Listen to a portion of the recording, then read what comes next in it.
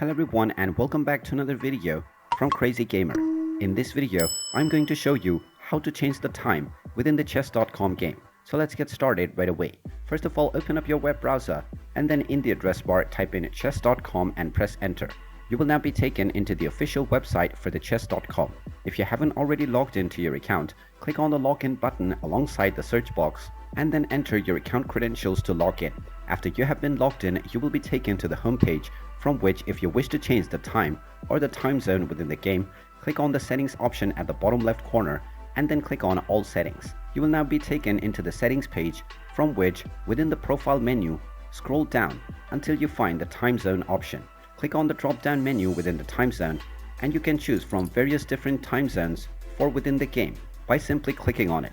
After you choose your desired time zone, scroll down and then click on the save button, and now your settings will be saved right away.